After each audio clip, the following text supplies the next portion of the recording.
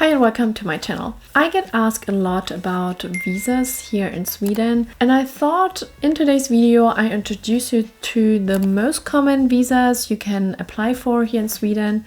Of course, I'm not an expert at all, and you definitely have to look up at migrationsverket.se, what applies you and what requirements you actually have to fulfill for each visa. But I thought it's maybe worth it doing a little overview so you have a good start when you do your own research. And before we dive right into the topic, grab your little ebook with 10 questions about if Sweden is the right fit for you.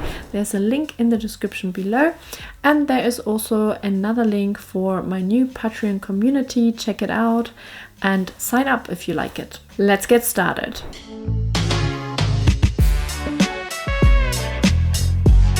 So first of all, I want to very briefly talk about EU citizens or EEA citizens. You don't need a visa, but if you plan to stay longer than 3 months here in Sweden, then definitely register your address with Skatteverket, the Swedish tax agency, and also apply for a personnummer. Before you get your personnummer, make sure you also have your private health insurance. There is, for example, the EHIC or European Health Insurance Card. This is normally free from your country, so apply for that and you get it before you move to Sweden. This is also when you're traveling. So it's pretty easy when you're an EU citizen, but what about non-EU citizens? And unfortunately, Britain also belongs to that category now. So honestly, there's a lot of different visas you can apply for, but let's cover a few. I think I have maybe like 5, 6 or so I want to mention in this video, just to give you a good start into your own research. So the first one is a work permit. It's kind of straightforward.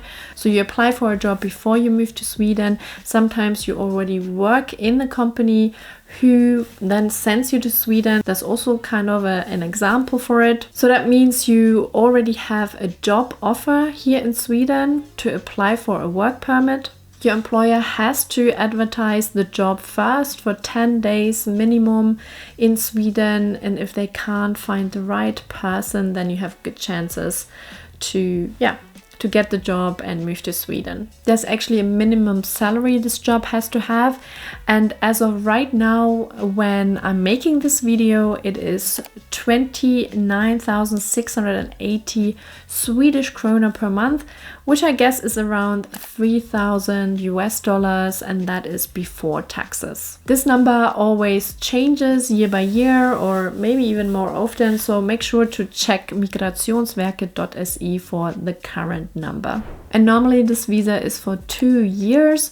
So after 2 years, you basically have to renew it. It's almost like a new application, so it can take a little bit of time. And also when you change your employer, you kind of have to reapply. So everything is really dependent on the employer you have with this work permit. When you change employer, you have to kind of do it all over again, although you have a track record of already living here. So sometimes you don't know, it can take longer, but sometimes it's also really fast for you to get this visa. I will leave all the links for the different visas down in the description below, by the way. So then the next visa I found is the EU Blue Card.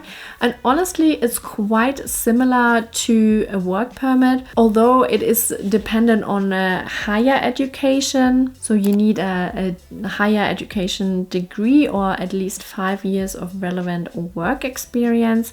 And also you need a higher salary.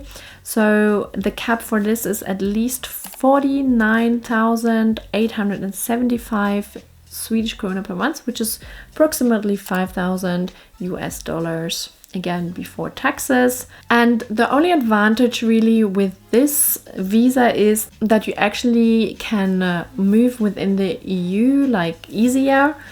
So if you have this one, you would be able to maybe move to Germany and you don't have to reapply for another visa. But yeah, that also means you could have this EU blue card from another country and then come to Sweden and work here.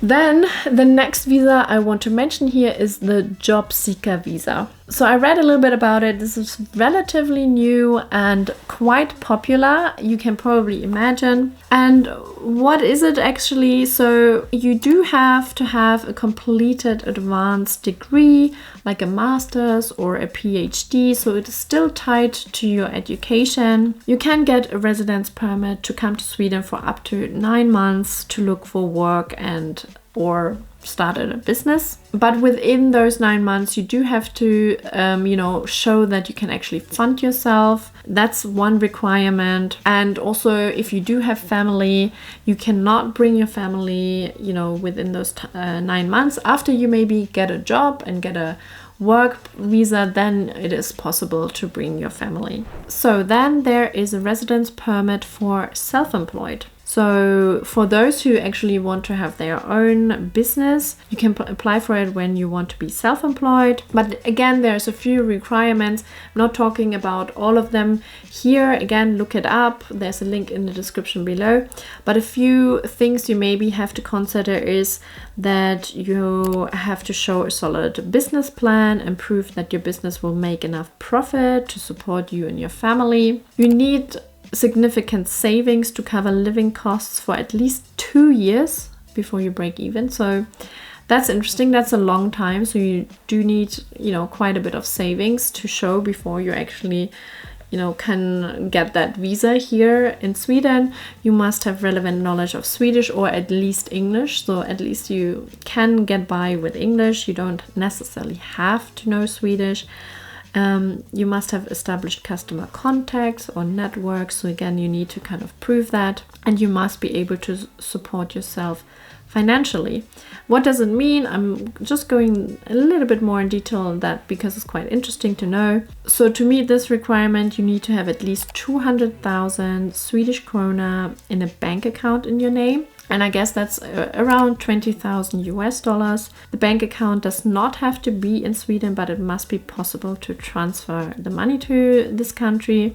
In addition to this, you need to show that you have 100,000 Swedish krona for your accompanying spouse, which is around $10,000, and 50,000 for each accompanying child. So again, if you want to be self-employed and start a business here in Sweden, there is a visa for it. You get a residence permit for it, but you do have to show that you can support yourself and your family for quite a while to actually do that.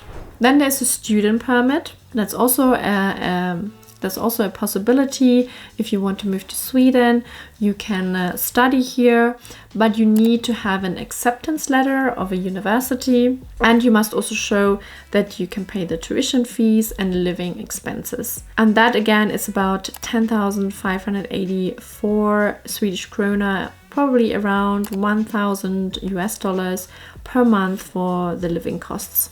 And again, this always can change a little bit, these requirements. So have a look at migrationsverket.se for the details whenever you watch this video. You can actually work part-time while studying, and after graduation you can apply for the job seeker permit to stay and find a job, the one I just mentioned earlier. And when it comes to work, I looked it up a little bit because I was interested, how much you are allowed to work when you're studying. And it says basically, first of all, you can work whilst you're studying. So when you get the student permit, you have automatically the right to work in Sweden. And there's no official limit on the number of work hours. But you do have to remain active, and study. You can't skip classes. If your grades suffer, all this will be negative on you, and you risk losing your student permit. And they say most international students work part-time, about 20 hours a week, to balance study and work, realistically. So I have 2 more visas I want to talk about. There is a family reunification permit. So let's have a look at that, because actually quite a few people, use that as well if they have, for example, a Swedish spouse or a Swedish cohabiting partner, sambo. You basically can apply to join them.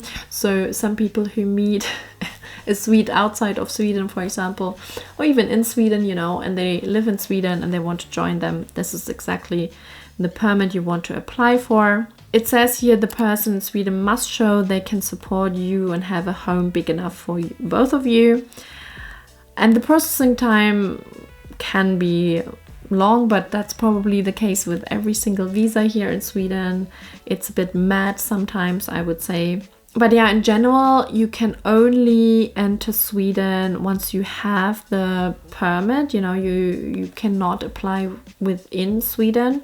So that's a bit of a downside. It kind of makes sense, I guess. But you basically have to wait until your visa is approved. And again, it can take years. But then, yeah, here is a little overview of like how much you or your partner basically needs to support you. As a single adult, it would be 6,186 Swedish krona. And I show you in dollars here as well. Then 10,219 Swedish krona for cohabiting spouses or cohabiting partners. And then if you bring children, from 0 to 6 is 3,306 Swedish krona. Then it gets a little bit more from 7 to 10 years of age, 3,967 Swedish krona. 11 to 14 years of age, 4,629, and so on. You can see it here on the screen. And then I also wanted to quickly mention something. Maybe it really doesn't apply for everyone, but this is actually a visa we recently applied for, because my partner is on a work permit, so he's very dependent on his work. And I was thinking, you know, is there another visa we could apply for which gives us a little bit more security, because if he loses his job or for whatever reason, you know, he basically just has 3 months to find a new job. Otherwise, he has to leave the country because he is from England, he's British. So I mentioned that in a recent video, I think, yeah, in my 4-year update. And it is a bit nerve-wracking. So I found this visa, and it's basically family of an EU citizen. So he applied for that. So it's basically tied to me because I'm from Germany, I'm an EU citizen, and I had to meet requirements for him to be able, you know, to stay here. I put on the screen a little bit like what kind of, you know, chances you have, or what I need as a EU citizen, as his partner, basically what requirements. So for example, I work here, or I study here, I'm self-employed, which is basically what I am. So I applied for that category. Or if a family member has purchased a business, your family is about to start up a business, so that's also possible. If your family member is retired or has sufficient funds to support themselves in Sweden. If your family member works, studies, or is self-employed in another country outside Sweden. Or if your family member is going to support themselves on their own assets. So all of these things, you know, could apply. And then based on what applies to you, you have different requirements.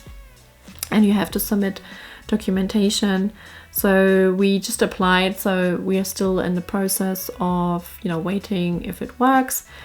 But if he gets that visa, then he can also work, and he's not tied to any certain company.